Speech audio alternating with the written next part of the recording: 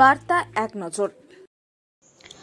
ভোটের তালিকা সংশোধনের নাম করে বিহারে যেভাবে 40 লক্ষ লোকের নাম বাতিল করা হয়েছে, সেই একই পদ্ধতিতে বাংলাতেও ভোটার তালিকা সংশোধনের নামে রাজ্যের মানুষের নাম বাতিলের পরিকল্পনা করেছে বিজেপি সরকার।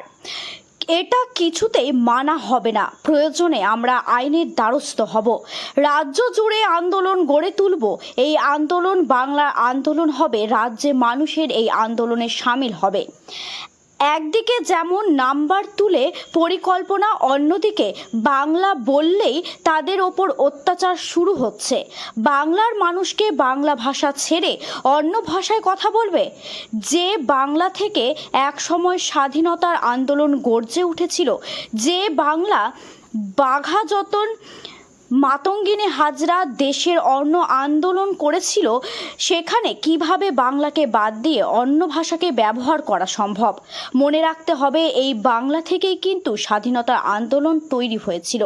সোমবার ধর্মতলায় 21-এর মঞ্চে দাঁড়িয়ে এই মন্তব্য করেন রাজ্যের মুখ্যমন্ত্রী তথা তৃণমূল সুপ্রিমো মমতা বন্দ্যোপাধ্যায়। তিনি বলেন, 1993 সালে যে আন্দোলন হয়েছিল তা ছিল no I card no vote.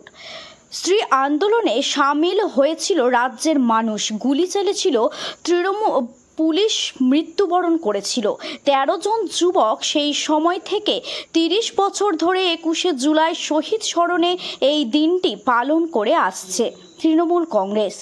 সারা রাজ্য জুড়ে উন্নয়নের বাতাবরণ বইছে। গ্রামের রাস্তা, পানীয় জল সব ক্ষেত্রেই উন্নয়ন করা হচ্ছে। এমনকি কেন্দ্র সরকারের যখন বাংলার বাড়ির টাকা বন্ধ করে দিয়েছে, সেই সময় রাজ্য সরকার প্রায় 2 কোটির বাড়ি তৈরি করেছে।